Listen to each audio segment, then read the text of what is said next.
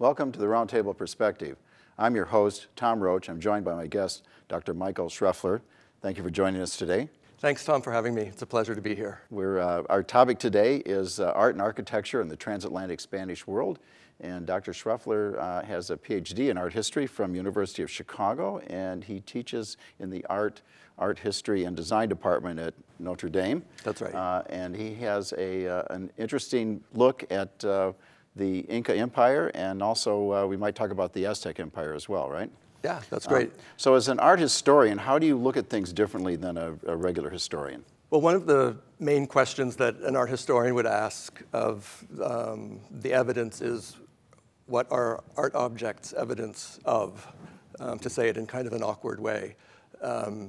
Text sources are extremely useful in studying this topic, but among the Inca, there was no writing. There was no writing like what the Spanish did. So this really lends itself to what you do then. Exactly, yeah, it really does, because the interpretation of art objects, looking at patterns and use of materials, that's really where the information about the Inca Empire comes from. That's our point of entry into it. Yeah, I'm familiar with Kenneth Clark's Civilization. And he's looking at Western culture, of course, but I guess he takes a similar approach to what you're doing. He's looking at the artifacts and, as you know, trying to interpret how they tell us something about the past, right? Yeah, definitely. And art historians and architectural historians focus on exactly that kind of evidence. Yeah. And so your book, which came out recently, Cusco, Incas, Spaniards, and the Spanish World, that's full of interesting pictures and illustrations and things as well, right? I read one of the reviews. Yeah, we wanted it to be illustrated in an appealing way, and also to have captions to the illustration. So it's possible to read it in a number of ways. Paging through, looking at the pictures is one way. Reading from cover to cover is another. Yeah. You know, one thing that struck me immediately, having spent a lot of time in Mexico, and then about 20 years ago going to Cusco in Peru for the first time, is the difference in the natural environments. Cusco is set at about, it's 11,000 feet above sea level. So it's about twice as high as Denver, for instance. Really? Oh my gosh. Yeah. You know, and so thinking about the way that the Incas created a world in that environment, figured out ways to grow crops on steep mountainsides. The remains of that are all visible today. And there's an elaborate temple there, temple complex, which is the main focus, I think, of the studies, because the Spanish city then was built around that, right? So it actually had two lives. Can you tell us a little bit about that? Yeah, sure. And that's the premise of the book, looking at how did this city change from being the capital of the Inca Empire to being a Spanish colonial town far from the center of power in Europe. And so the sort of most important religious site in the city of Cuzco among the Inca is thought to be this temple that you referred to, the Temple of the Sun. That today is a Dominican monastery. So I mean, that in and of itself, I think it's a great example of the transformation, the reuse of buildings for new purposes, something that continues to happen today. And this is a frequent tourist stop, I understand. Yeah, that's right. I mean, I think a lot of people will know Cusco as the place to stay before you go to Machu Picchu, and then after you go to Machu Picchu. You can, Cusco is sort of the bigger town that you can stay in. So you could take the train from Cusco to Machu Picchu. You could do a hike on the Inca Trail. There are a variety of ways to do it. So tell us, about the art and architecture of the Inca period. Well, one of the most amazing things in Cuzco, and one of the things that struck me, as it strikes many visitors to Cuzco, is the stonework. So stone is an important artistic medium for the Inca.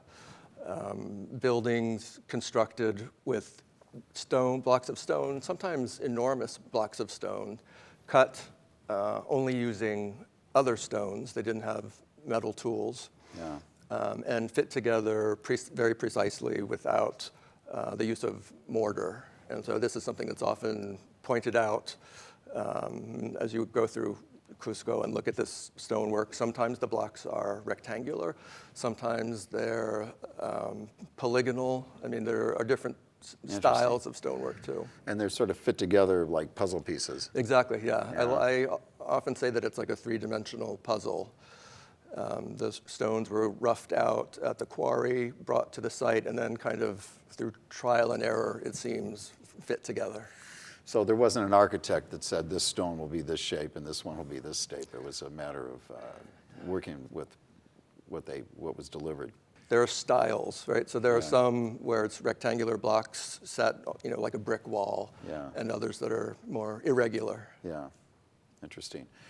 And I also, I think I read that they brought these stones in from all over the empire. Is that true? So there are a variety of quarries that have been found, and by studying the stone that was used for different buildings in Cusco and other parts of the empire, it has been possible to find out where did that stone come from. And it seems that, not in all cases, but in some cases, stone was transported over large distances. Presumably, that's because there was something important about the stone, the color, or the place where it came from. Right. I might find a stone that I really like, but I don't think I'd drag it across country. That amazes me. And they always talk about this regarding Stonehenge in England as well. The part of Cusco that's on a hilltop right above the city called Sacsayhuaman, the Spanish called it a fortress, and it seemed like a familiar, kind of structure to them on a hilltop overlooking a city. But that's where the most gargantuan blocks of all are, and it's always amazing to me to go there and to see them and to stand next to them and think about moving them. Well, yeah, and in comparison with some of the other places where monuments like this were built, I mean, they weren't dragging them up, as high as they're taking the stones in Cuzco. I mean, do we have any theories about how they moved the stone?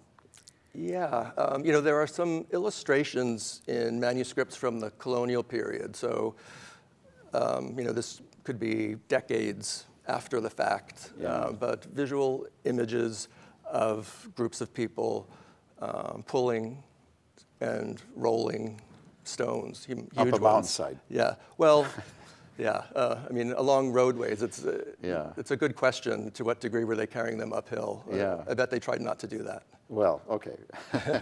It's curious. Yeah. So there's a legend about the founding of Cusco, that it was founded in 1200. Can you tell us a little bit about that? Yeah.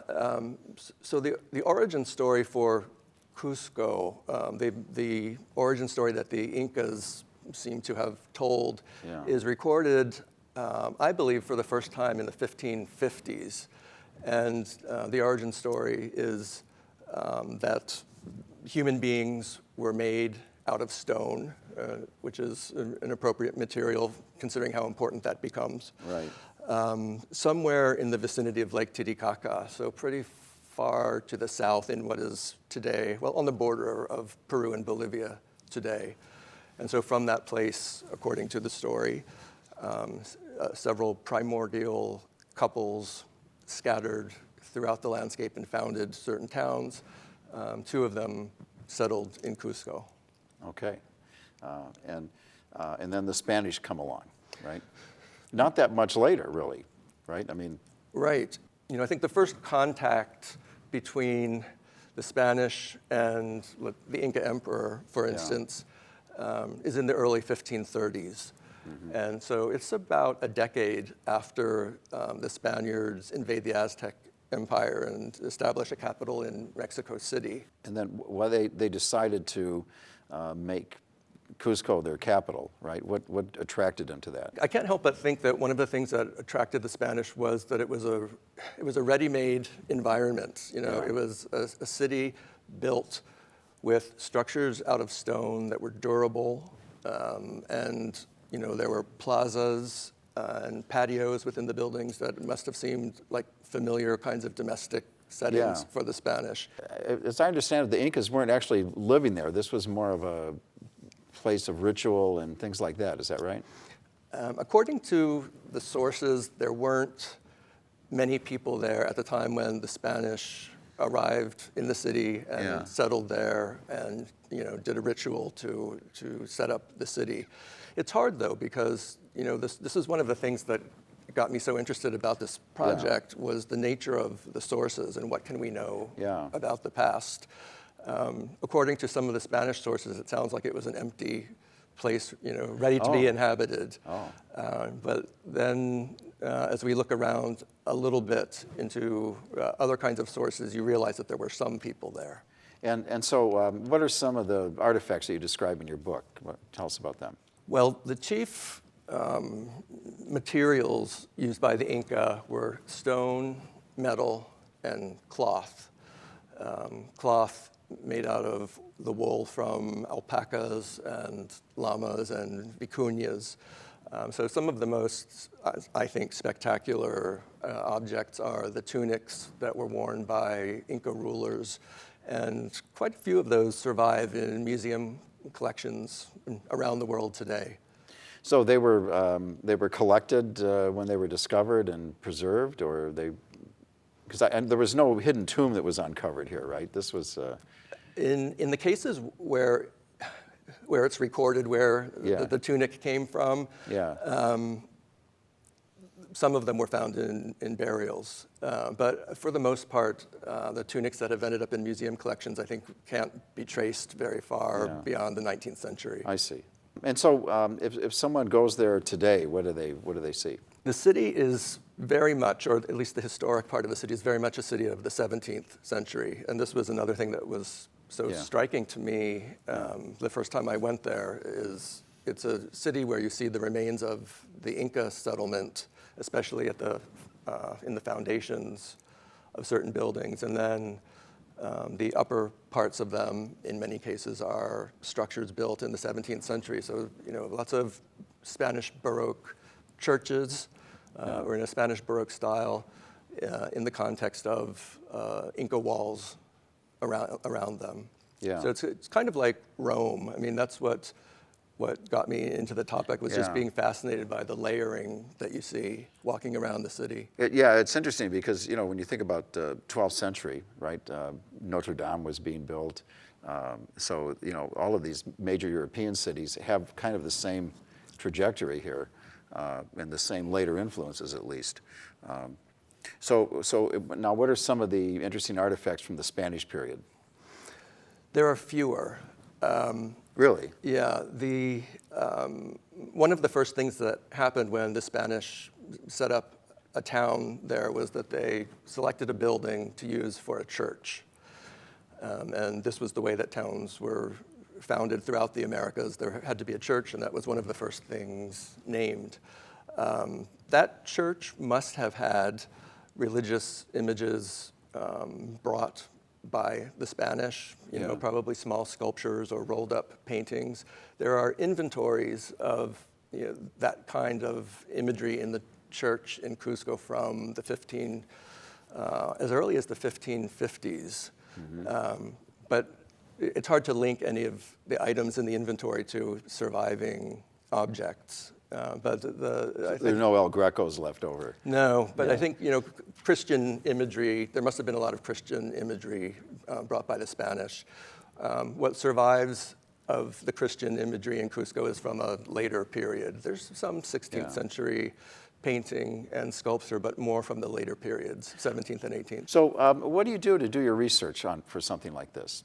Part of it is spending time in the place. I mean, this was a book and a research project about a city, and I had to get to know the city well. So when I started going there, as I said, about 20 years ago, I spent a few weeks, and I would return usually in the summers Yeah. when the academic year came to an end. But spending time there, looking at documents in archives, Spanish colonial period documents in archives, and looking at art objects, going to the museums there and in other parts of the world to see what they have from the Inca period. Yeah. And so you obviously saw a lot of the Spanish influence, but was there any reverse influence? If one goes to Spain, will one see some innovations in architecture and things that were the result of the Spanish contact with the Incas? I'm trying to think of an example from Spain. I mean, a variety of architectural forms have been proposed as having their start in the Americas and then showing up in Europe later. So for instance, balconies on churches or features of churches that make it possible to say Mass outside.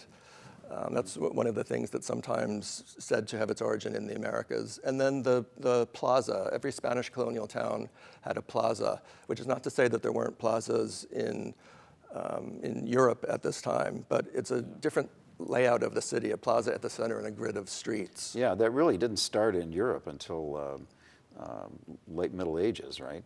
I think that was unusual for a long time. Well, so the Inca Empire and the Aztec Empire were both at their peak at about the same time here when the Spanish invaded. Can we do some comparisons here? What was going on with the Aztecs in Mexico City? Yeah, this was another thing that got me interested in the project, the differences between what happened in Mexico City and what happened in Cusco. Yeah. Both were the capitals of pre-Hispanic empires. Aztec Tenochtitlan, which became Mexico City, in the case of the Aztecs, and then Cusco in the case of the Incas. Yeah. A good part of the Aztec city was destroyed. Not all of it, but a good part of it. And unlike that, in Cusco, you see still the remains of the Inca city, even if it's sometimes just a wall or the foundation of a building. But there's less of that in Mexico. Yeah, that's interesting to me. Why is one destroyed and the other one not? Why not just take it over and reuse the buildings, right? Well, and I think in the Aztec case, there was war. I mean, the Spanish-Aztec War, 1519 to 21. Battle was fought in the city. Yeah. That didn't happen in Cusco. There was an indigenous rebellion in 1536 where some of the city was destroyed, but much of the stone remained. Yeah, they were like the Parisians. Okay, if you're going to conquer us, come on in. Don't blow anything up. Yeah. And then there are big differences in what has survived in terms of the art historical record. So lots of textiles in the Andes, few or none in most of what was the Aztec Empire. The Aztecs also made a lot of two-dimensional imagery on bark paper, things that were like maps or tax lists using hieroglyphic writing. There isn't that tradition in the Andes. And so the colonial period art that develops out of that is quite different because it in each case has a different foundation. Yeah, very different influence. Now the Inca Empire was actually larger, am I right? That's right. It was the largest empire in the Americas. It was about 3,500 miles from about Quito, Ecuador, to Santiago, Chile, along the Andes and to the Pacific coast. So I can assume there are a lot of other sites that are of interest here if you're researching the Inca Empire. Yeah, and archaeological work continues, and archaeological sites continue to be excavated. In fact, a big project to work on what was the Inca road system, an enormous network of roads that ran through the Andes, has led to archaeological work at sites along the way. Yeah. There was a big find in Mexico City starting, what was it, like 20 years ago or longer? They were doing some construction and they ended up tearing up a big portion of the city, right? Can you tell us about that? This is always fascinating to me how recent a phenomenon this is. I mean, if you go to Mexico City today, in the center of the city, you can visit the archaeological site of the Aztec main temple. Yeah. But it wasn't until the late 70s, really, that that archaeological project began. Yeah. And it's got to be tough. I mean, to decide what to dig up in the center of the city versus what to leave. So some archaeological discovery is happening underground now without breaking ground above. Yeah, that's interesting. So, but this is probably a result of the conflict and parts of the city being destroyed, obviously, and then they weren't reusing it, or they were building over it, and it disappeared essentially, right? Yeah, I wonder if, as archaeological work continues to happen in Mexico City, if we'll find out that more of it really survived than anybody thought. Yeah. The foundations of buildings are found pretty far below what is the ground level today. Yeah. Yeah, so we'll see. So the Spanish influence of the art and architecture in Cuzco versus Mexico City, did it go in different directions from the Spanish perspective, or was it similar? Well, in both cases, official architecture used, the classical orders, the classical tradition. Local schools of architecture developed, and so the kind of buildings that we see in the 17th and 18th century in Cusco or Lima, Peru, Yeah.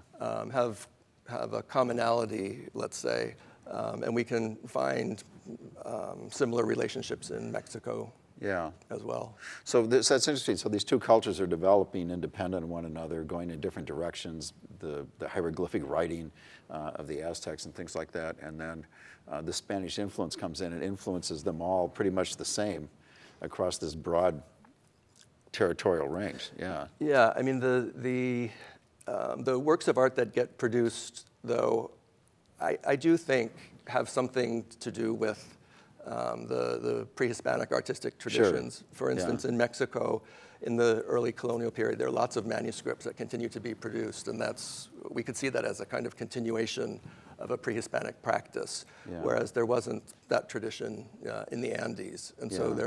there are 3 known manuscripts from the Andes versus hundreds from Mexico. Well, and the 3 manuscripts, what are they? And they're all interrelated. Yeah. Made by a Mercedarian friar in collaboration with an indigenous man. Okay. There's no Incan Iliad and Odyssey or anything like that. No, record keeping happened on cloth. It's the primacy yeah. of textiles. Yeah, yeah. What would someone do if they wanted to explore this? Would you tell them to go to Mexico City first and then go to Cusco, or does it matter? I don't know. I mean, I think it's important to go to both places. I love both places. I've lived in both places and have enjoyed spending time there. So, as soon as traveling becomes easier, I'll be back. Yeah. How does it work? How are you accepted when you come in? You're from the United States and you're going there trying to research Spanish influence. How do they react to you? Well, I mean, there's no hiding who I am, Yeah. right? The thing about Cusco is that a huge percentage of the people that you would see there are tourists ordinarily. Yeah. And so in that sense, I don't necessarily feel out of place. In a sense, I'm a tourist too. Again, like Paris or Rome, right? Yeah. Yeah, but I mean, people have been very welcoming in giving me access to archives or showing me collections. Yeah. And I imagine that history is very important. It's they must be talking about these things on their television shows, and the museums are attracting people, students studying them. Yeah, and in the daily news, part of it will be an archaeological discovery. So do you feel like you've contributed to that in some way, or you just capturing it for the to bring back here? Or? I would like to think so. Again, as soon as I can travel, I'd like to do some presentations of the book and the material related to it in Peru. I'd like to think that I made a contribution to the story of the earliest period of Spanish colonial rule. Yeah, that's all the time we have for our program. Thank you to Dr. Michael Schreffler from the University of Notre Dame for joining us today on the Roundtable Perspective. I'm Tom Roach. See you next time.